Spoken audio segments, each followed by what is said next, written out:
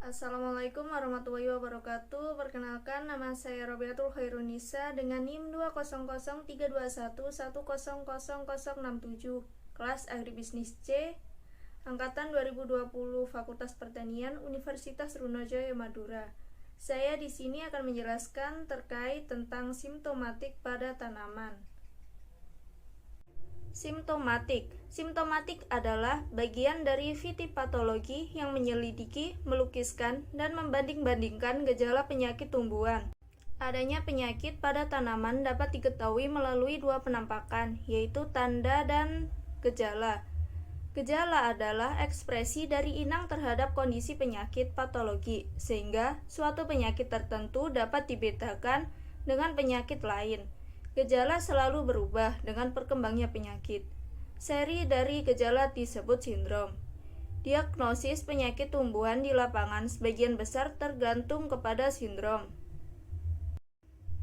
Tanda yaitu struktur dari suatu patogen yang berasosiasi dengan tubuh tanaman atau bagian tanaman yang terinfeksi berupa adanya benda-benda atau alat-alat tubuh dan alat-alat pembiakan dari patogen atau parasit penyebabnya. Beberapa tipe struktur patogen tidak harus selalu ada pada tanaman yang sakit, karena pembentukannya berdasarkan kepada kondisi lingkungan. Kebanyakan tanda penyakit dapat dilihat dan dibedakan dengan bantuan mikroskop.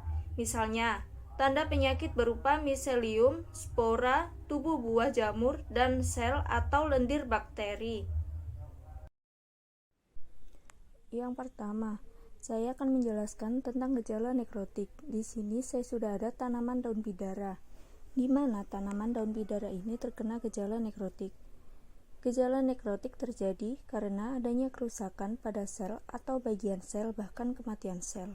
Gejala nekrotik yang terjadi pada tanaman daun bidara ini meliputi nekrosis atau matinya bagian tanaman, sekumpulan sel yang terbatas dalam jaringan tertentu mati, dan pada alat tanaman terlihat adanya bercak-bercak atau bintik-bintik hitam.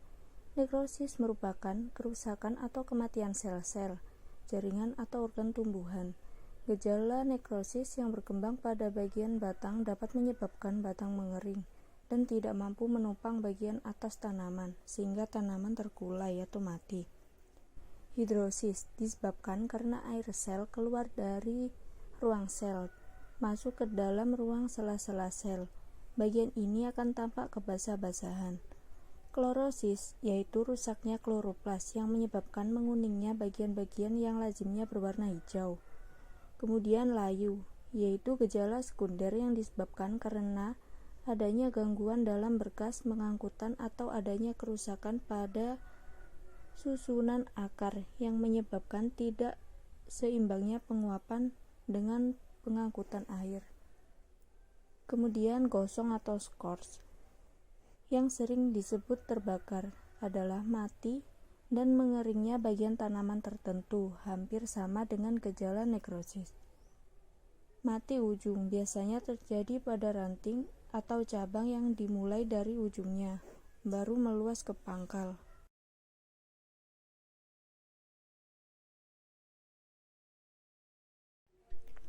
Kemudian yang kedua, saya akan memberikan contoh tanaman yang terkena hiperplasia. Di sini saya memiliki tumbuhan jambu air, di mana tanaman ini terjadi gejala hiperplasia. Hiperplasia adalah pertumbuhan luar biasa oleh perpanjangan atau pembesaran sel-sel, dinamakan juga hipertrofi. Gejala hiperplasia yang ditimbulkan pada tanaman jambu air ini meliputi yang pertama, crush atau keriting. Ialah gejala pembengkakan tunas atau penggulungan daun sebagai akibat pertumbuhan setempat dari suatu bagian anggota tubuh tanaman. Yang kedua, scrub atau godis adalah bercak-bercak yang tersembul ke atas dan kasar sebagai akibat pertumbuhan luar biasa dari sel epidermis dan jaringan di bawahnya.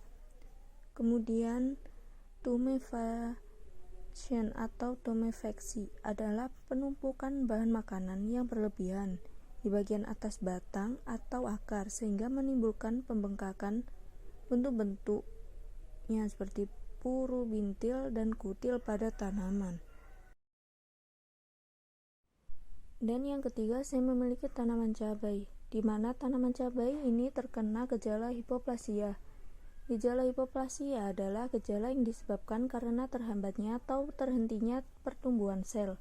Gejala yang ditimbulkan dari tanaman cabai ini meliputi kerdil atau tumbuh terhambat, pertumbuhan bagian-bagian tanaman, sehingga ukurannya lebih kecil dari biasanya. Klorosis, yaitu rusaknya kloroplas, menyebabkan menguningnya bagian-bagian yang lazimnya berwarna hijau. Kemudian, etiolasi, gejala ini ditunjukkan dengan tanaman yang menjadi pucat, tumbuh memanjang dan mempunyai daun-daun yang sempit. Sekian itu tadi penjelasan tentang simptomatik dan beberapa tanaman yang terkena gejala simptomatik. Kurang lebihnya mohon maaf. Wassalamualaikum warahmatullahi wabarakatuh. Terima kasih.